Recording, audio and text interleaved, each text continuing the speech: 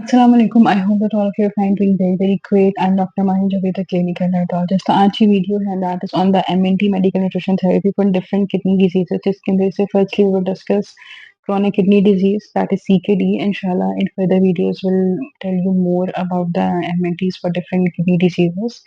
तो chronic kidney disease क्या होती है? आपको अगर नहीं पता तो you can go to my previous video. उसके अंदर जो पार्ट बी है उसमें मैंने बहुत सारी डिफरेंट किडनी डिजीजेस के बारे में बताया कि बेसिकली होती वो क्या है और उसके फंक्शंस एंड सिम्टम्स ऑफ। ठीक है, तो बेसिकली जो आपका क्रोनिक किडनी डिजीज है उसके अंदर आपका मेन गोल बेसिकली ये होता है कि आपकी स्लो प्रोग्रेशन होती है टुवर्ड्स द किडनी डैमेज। ठीक है, आप आहिस्ता आहिस्ता करके उस किडनी के डैमेज को रिवर्स करते हो।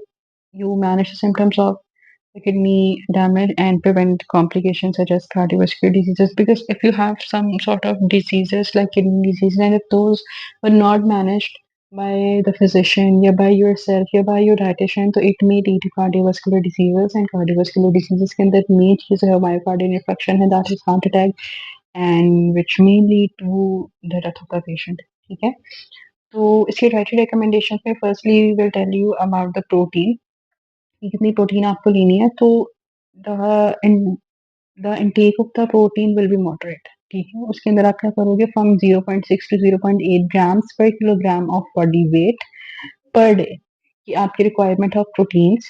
ठीक है, और लेकिन इसके अंदर ये होता है कि आपका जो वर्कलोड है ना ऑन द किडनी, हम इसको रिड्यूस करते हैं, but on the other hand we have to manage कि आपकी जो एडिक्वेट न्यूट्रिशन है टू किडनी वो उसको मिलती रहे। ठीक है, then if you talk about sodium, ठीक है, तो सोडियम को आपको लिमिट करना है टू 1500 mg पर डे। ठीक है, to control the blood pressure, to manage the blood pressure and to reduce the fluid retention. ठीक है, because if you observe any patient of the kidney disease, तो आपने ऑब्जर्व की होगी कि that particular patient have swelling और have oedema basically. ठीक है, जो पानी भर जाता है बॉडी के डिफरेंट ऑर्गन्स के अंदर या आपके फुट के अंदर। ठीक है, वो उसको आपने मैनेज करना है। Then we have if you talk about the potassium and phosphorus, so adjust the intake that is based on the blood levels obviously. ठीक है, limit high potassium foods like bananas and potatoes because obviously you have to manage and you have to